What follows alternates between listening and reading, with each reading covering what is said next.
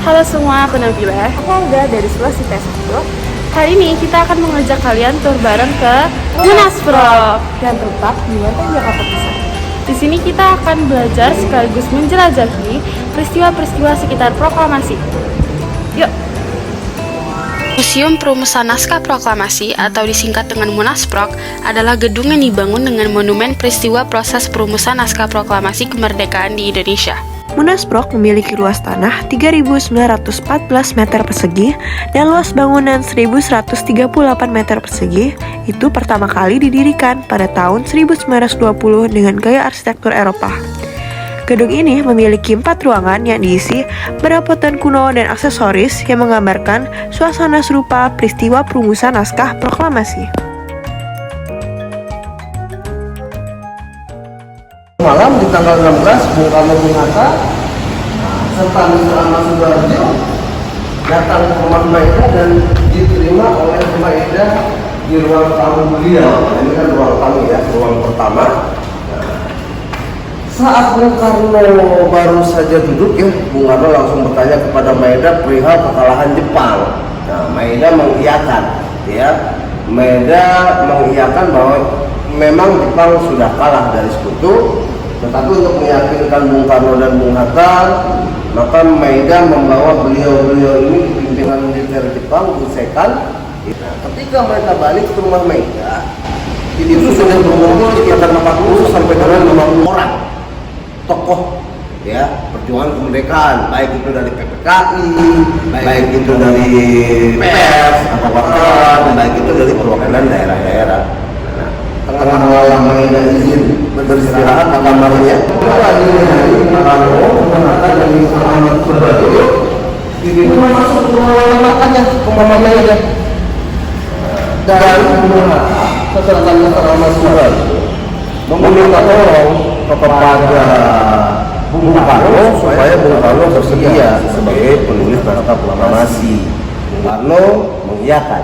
Nah, tapi Bung Karno tetap meminta Bung Hatta dan Mr. Ahmad Subarjo stay membantu beliau mengenai bagaimana tentang isi naskah proklamasi.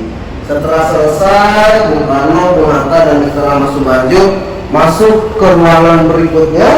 Nah, di sini beliau berkata dulu secara perlahan ya.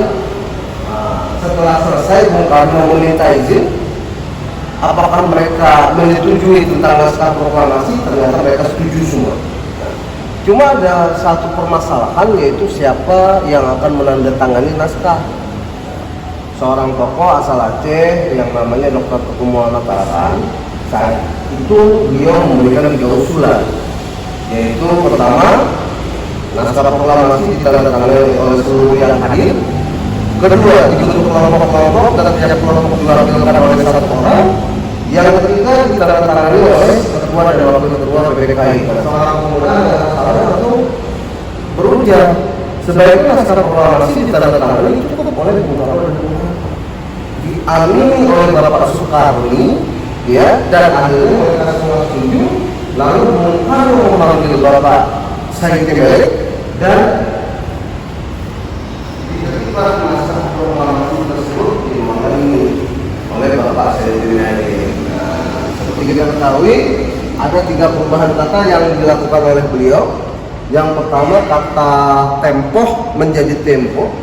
Yang kedua, format tanggal dari Jakarta 17805 menjadi Jakarta, hari ini menjadi atas nama bangsa Indonesia.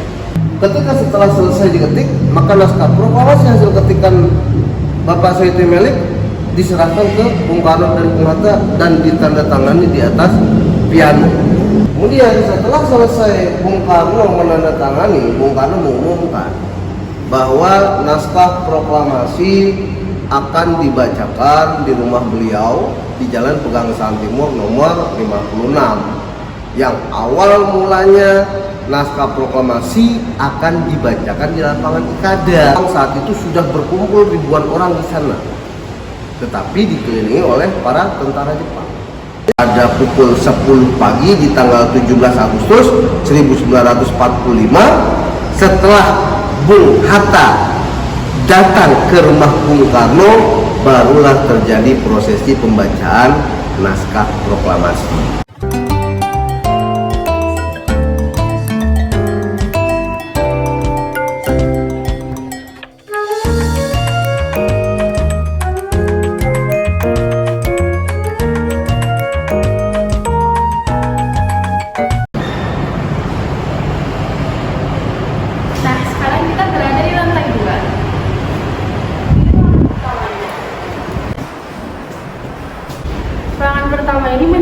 menceritakan tentang beberapa peristiwa-peristiwa sebelum terjadinya proklamasi.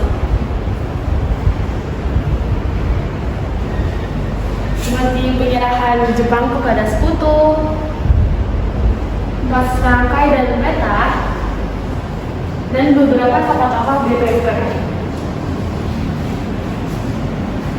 Di sini juga terdapat koran yang dulunya diterbitkan pada tahun 1904. Di sini juga ada tokoh-tokoh tentang PPKI dan Rengas Dengklok. Di sini ada kamar mandi.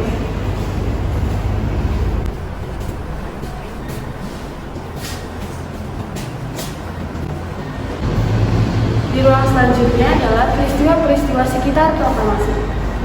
Seperti pembacaan teks proklamasi, pengibaran merah putih, para saksi jalannya proklamasi, sidang PPKI 18 Agustus 1945, dan peta pembagian wilayah RI dalam 8 provinsi. Dan di sini juga ada beberapa barang-barang yang digunakan saat proklamasi.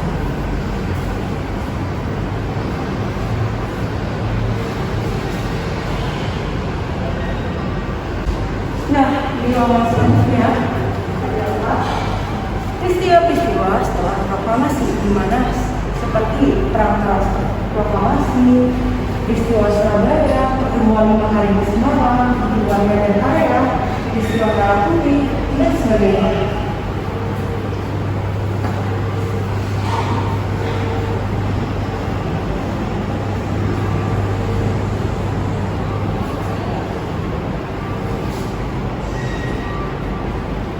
Nah, di sini juga terdapat foto dari Muhammad Hatta, Soekarno, dan Jenderal Sudirman beserta stempel hantu maut.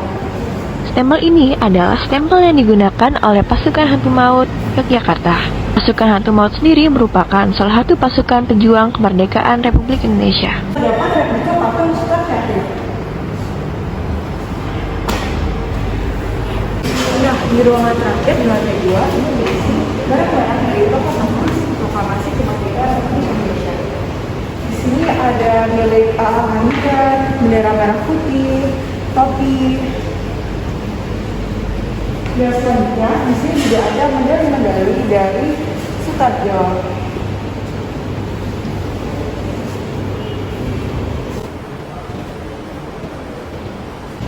Nah, di sekitarnya juga terdapat biografi dari tokoh-tokoh proklamasi.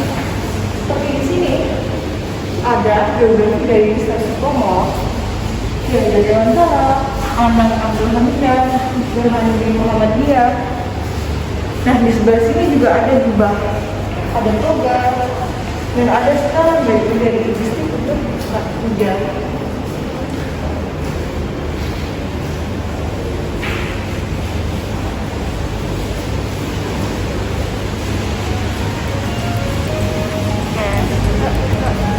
Terima kasih sudah menonton.